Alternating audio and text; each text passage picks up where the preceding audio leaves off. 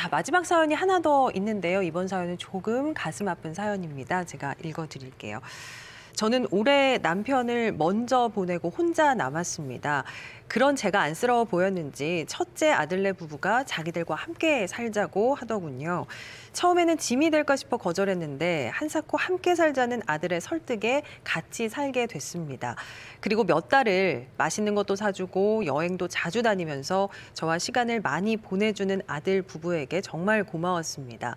아들 잘 키웠다는 생각이 들 정도로요. 그러던 어느 날 아들이 아버지가 남기고 가신 재산 중 아파트를 자신의 명의로 바꿔달라고 하더라고요. 미리 상속해주는 겸해서요. 저는 몇 달간 저에게 잘해줬던 아들을 생각하니 미리 상속해줘도 나쁠 건 없다는 생각이 들어서 바로 명의를 바꿔줬습니다. 그런데 그 이후부터 아들 내외의 태도가 달라지더군요. 마치 아무 쓸모도 없는 짐짝 대하듯이요. 너무 화가 나서 아들에게 미리 증여해준 아파트를 취소하려 하는데 가능한가요? 하셨습니다. 예. 좀 많이 안타까운 그런 사연입니다. 이런 경우라면 사실 저 같아도 증여를 취소하고 싶은 마음이 들 것 같은데 어떨까요? 이 변호사님, 이런 경우에 증여 취소가 가능할까요? 네.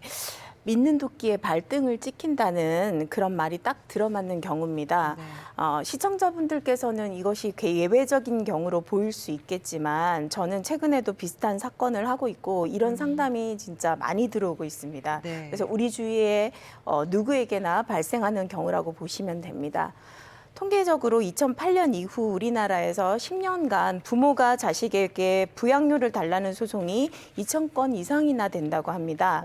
상담 사례는 불효, 망은에 의한 증여 해제 소송 사례에 해당합니다. 네. 그런데 자녀가 일단 등기를 이전받은 이상 부모 이름으로 명의 이전하는 것에 동의하지 않는 경우에는 증여한 재산을 되돌려받을 수가 없습니다. 자녀가 불효를 하거나 홀대를 한다고 해도 마찬가지입니다.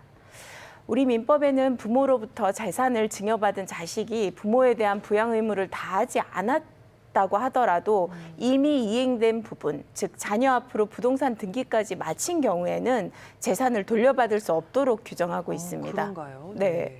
다만 상담 사례에서 자식에게 만일 아파트를 증여할 때 효도계약서라는 걸 작성해서 증여 대가로 일정한 효도를 하는 것을 약속했다면 재산을 돌려받을 수 있는 가능성이 있습니다. 네.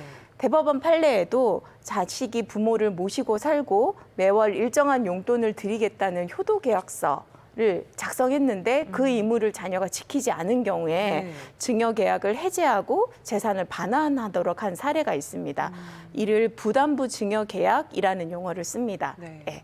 다만 그 효도 계약서는 서류로 작성되어 있거나 그게 제일 좋고요. 그다음 증인이 확실히 있어야 합니다.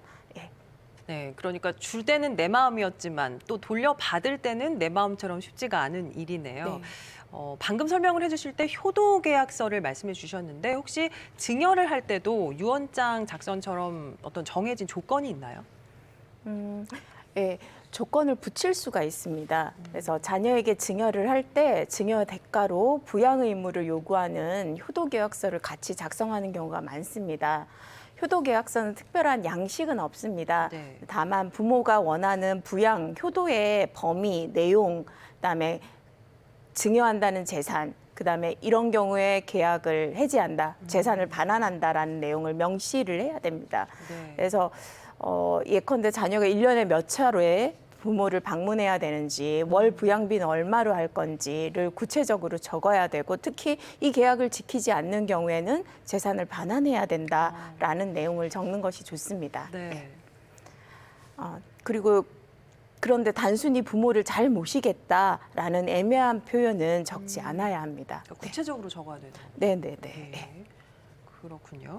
자, 지금까지 다양한 사연을 통해서 저희가 상속에 대해서 알아봤는데요.